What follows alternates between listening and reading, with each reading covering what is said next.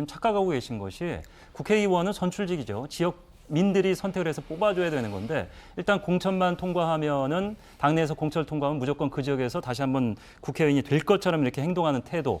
이게 이제 외부로 비춰지면은 참패할 가능성이 높다라는 두려움 속에 비대위원장인 정진석 의원이 최소한 우리 이제 친윤 반윤이란 단어는 쓰지 말자.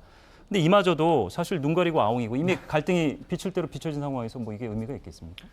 저는 지금 국민의힘하고 그리고 대통령실이 하는 모습을 보면서요. 이게 뭐랄까요? 국민을 적응시키고 있구나 이런 생각을 하게 돼요. 적응이요? 네. 그러니까 왜냐하면은 뭐 문재인 정부 때 공정과 정의, 상식 이런 것들에 대해서 그런 걸 지키지 못했다고 굉장히 비판을 많이 받았잖아요.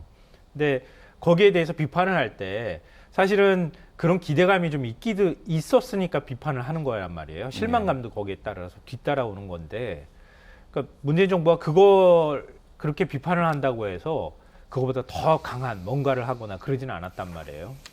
근데 윤석열 정부 하는 거 보면 이른바 날리면 발언하고 제가 볼 땐 비슷해요. 네. 그러니까 그런 발언이 있든 없든 간에 그런 일이 있었어요. 있고 나니까 그냥 그걸 보도했다고 하는, 뭐 다른 언론도 다 보도했는데 MBC를 거의 쥐잡듯 잡는 거예요. 잡고 나면은 어느 순간부터 그 발언을 안 한 게 되고요. 안 한 게 되고 대통령실은 원래 그렇게 하는구나라고 국민들이 생각한다는 거예요. 원래 저렇게 해도 되는구나 이렇게 생각하면서 거기에 자꾸 적응이 돼가는 거예요. 적응되다 보니까 의례 당연한 일들이 벌어지고 있는 것 같은 착각을 불러일으키는 거 아닌가 이렇게 생각하는데요. 그러니까 지금 국민의힘 의원들 사이에서 있는 일들도 상식적으로 좀 납득이 안 되잖아요. 어떻게 이런 것들을 그냥 대놓고 얘기를 할 수가 있습니까? 그러니까 일반적인 경우에는 이해할 수 없는 거거든요. 왜냐하면 지역 국민들이 결국은 선택하게 될 것이고 국민들이 선택을 할 수밖에 없다고 하면 국민 눈치를 봐야 되는데 눈치를 하나도 살피지 않잖아요. 그냥 권력 싸움에만 매몰돼 있는 거예요.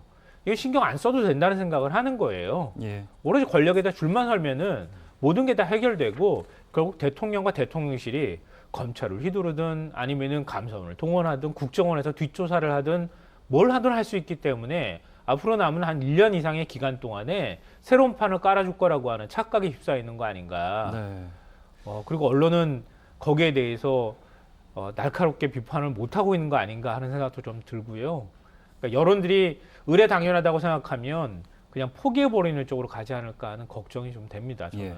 이게 이제 2016년 박근혜 전 대통령 당대표 시절 얘기인데, 근데 이렇게 단순 비교를 할 수 있을까 저는 싶은 게 박근혜 전 대통령은 이제 아버지 박정희 대통령에 대한 후광이 엄청났었기 때문에 뭐 진박이나 어쩌나 해도 소구력이 있을 거라는 예측을 당시에는 가능했지만 지금 진윤 감별이라고 하는 것이 윤석열 대통령이 사실 국민의힘 기반으로 대통령이 됐습니다만 국민의힘 사람도 아니었고 사실 발판은 이전 정부의 맞아요. 총장으로 올라선 거 아니겠습니까? 네. 그럼 과연 지금 지지율도 뭐 40%를 넘지 못한 상황에 진윤이 그렇게 힘을 발휘할 것이냐? 이건 다른 차원 문제 아닙니까? 공천 때문에 그래요.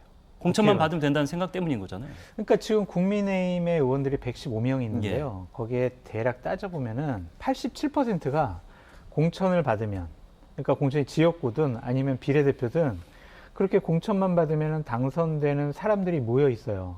나머지 13% 정도만 그냥 어렵게 당선된 사람들이죠. 수도권에서요, 121개 지역구 중에 국민의힘 의원이 17석밖에 안 돼요. 예.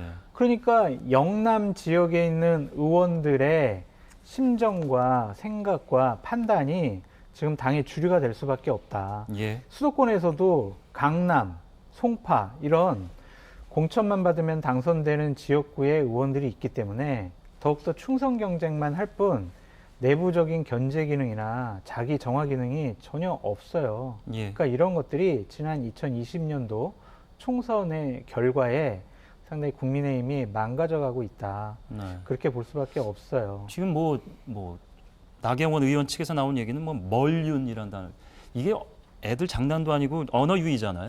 이제 저렇게 이제 말장난하기 시작을 하면 네. 그 집단이 상당히 정말 엄청나게 망가지고 있다라고 볼 수밖에 없어요. 저게 무슨 말이에요? 그냥 서로 같은 진영에 있는 사람들끼리 조롱하고 비아냥대고 서로 공격하는 던지면 거잖아요. 날리면이랑 마찬가지로 네. 국민들이 바보로 하는 것도 아니고 단어만 바꾼다고 해서 국민들의 생각이 달라지는 건 아닌데. 그런데 일단은 같은 진영 내에서 저렇게 상호 공격이 있다면 예. 그 집단은 분열될 수밖에 없고요.